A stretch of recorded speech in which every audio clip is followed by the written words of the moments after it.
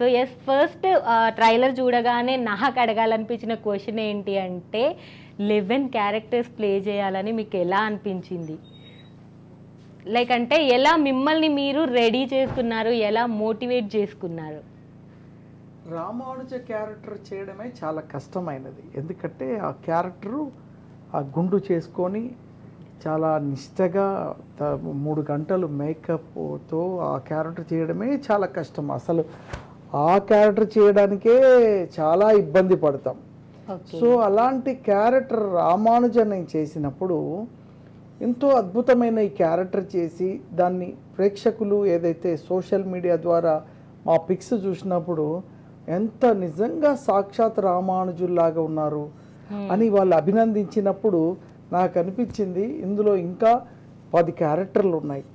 వెంకటేశ్వరుడిగా, ఆదిశేషుడిగా, శ్రీరాముడిగా, కృష్ణుడిగా, ఇలాంటి పాత్రలన్నీ ఉన్నాయి.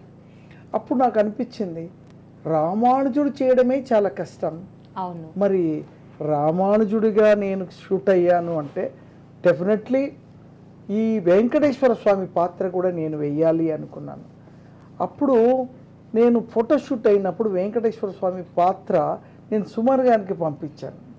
ఎందుకంటే ఆయన అన్నమయ్య ద్వారా వెంకటేశ్వరుడిగా తెలుగు ఇండస్ట్రీలో ముద్రపడిన వ్యక్తి. నేను పంపించగానే ఆయన చాలా హ్యాపీ ఫీల్ అయ్యి, సుమన్ గారు ఎంత వెంకటేశ్వర స్వామికి ఎంత బాగా కుదిరావు, నా తర్వాత మళ్ళీ ఇంత మంచి కుదరడం అంటే నువ్వే అని అనగానే నాకు కాన్ఫిడెన్స్ పెరిగిపోయి వెంకటేశ్వర స్వామి పాత్రని అద్భుతంగా నేను చేయడం జరిగింది. అలాగే ఆ పాత్రలో ఎప్పుడైతే చేశానో నాకు ఇన్స్పిరేషన్ ఎన్టీ రామారావు గారు.